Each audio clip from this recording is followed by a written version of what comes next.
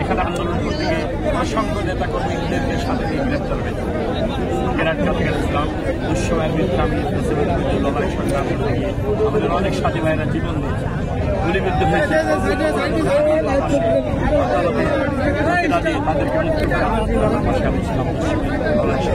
তারা দেখেছে গত 17 বছর আমি কিভাবে আন্দোলন সংগ্রামে আমাকে কিভাবে নির্যাতন নিপীড়ন শিকার আমি বাজারে করছি। আমার দুর্দিনে এই জন্য সবাই বলে দুর্দিনের স্বামী ভাই আপনার পাই, আমি তাদের পাশে আমি দুঃখী দরিদ্র মানুষের জন্য কাজ করেছি। মসজিদ মাদ্রাসায় কাজ করেছি, মানুষের কল্যাণে স্কুল কলেজ মাদ্রাসায় গরিব বিধবা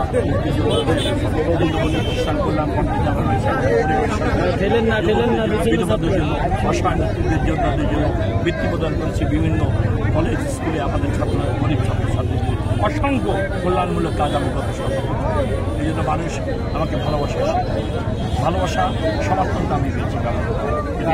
ফেব্রুয়ারিতে তো নির্বাচন, এখানে কি গণভোট আগে হবে না নির্বাচন আগে হবে? সেখানে আমরা চাচ্ছি, বিএনপি চাচ্ছি গণভোট নির্বাচন একই দিনে সর্বাগ্যে আমরা জাতীয় নির্বাচন চাচ্ছি একই দিনে গণভোট।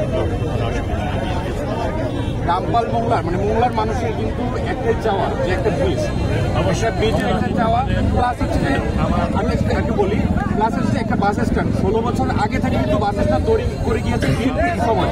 সেই বাস স্ট্যান্ডটা খুলনা নদীর উপর ব্রিজ রাখবো না, কাইটে দেবো ব্রিজ খুলনা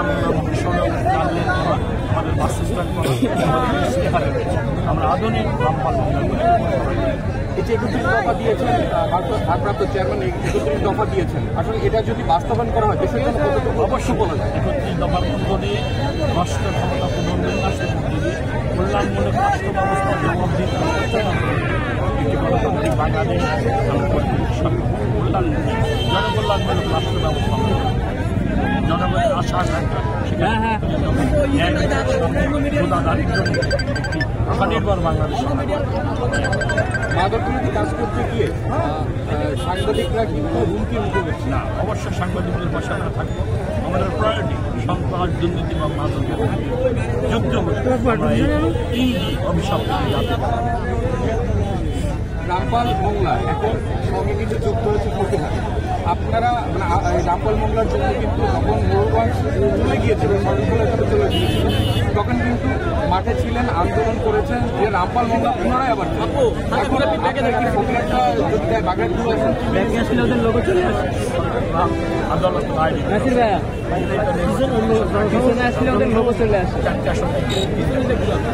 অন্ধকার অন্ধকার অনেক অন্ধকার সেখানে আমরা মানুষ একই বার্তা জনকল্যাণমুখী কর্মসংস্থানমুখী উৎপাদন ব্যবস্থাকে ত্বরান্বিত করে আমরা এই জনপদ। আমার শেষ প্রশ্ন, এখানে অনেকেই কিন্তু ধানের শেষ প্রতীক পাওয়ার জন্য কাজ করে যাচ্ছে, তো আপনি নিজেও মনোনয়ন প্রত্যাশী, তো আপনার ব্যক্তিগতভাবে কি মনে হয় যে এখানে কে আসতে পারে? আমার দৃঢ় বিশ্বাস দল পুরুষ জেলা বিশ্লেষণ করে এখানে আপনি দেখেছেন আমার জনপ্রিয়তা, মানুষের মাঝে আমার অবস্থা, আপনি খোঁজ নিলে যাচ্ছে বুঝতে পারবেন আমি কতটুকু জনপ্রিয়, মানুষ আমাকে কতটুকু ভালোবাসে, জনগণের সমর্থনে আপনি বুঝতে পারবেন। আমি দৃঢ়ভাবে বিশ্বাসী এগুলো পুনর্মূল্যায়ন করে আমার ত্যাগ, আমার সংগ্রাম, জনসমর্পণ, আমার ইমেজ সব কিছু বিবেচনা করে আমি যে কোনো প্রার্থী চেয়ে অবশ্যই আমি জনগণের ভালোবাসা বিপুল ভোটে মানুষ হিসেবে বিজয় নিয়ে যারা তরুণ রয়েছে, বেকার রয়েছে, সব মিলে এদের জন্য আপনি যদি প্রতীক পান, ধানের শেষ প্রতীক পান, এবং যদি অবশ্যই ধানের প্রতীক পেলে আপনি বিপুল ভোটে বিজয়ী হবেন, তো এই আসনটাকে কিভাবে সাজাতে চান? আমি তরুণদেরকে নিয়ে এবং প্রবীণদেরকে সমন্বয় করে তরুণদেরকে প্রাধান্য দিয়ে কর্মমুখী করে তাদেরকে আমরা কাজে লাগিয়ে, দেশের কাজে লাগিয়ে, তাদের মেধা জ্ঞানকে কাজে লাগিয়ে সুযোগ সৃষ্টি করে আমরা জনগণ। ধন্যবাদ।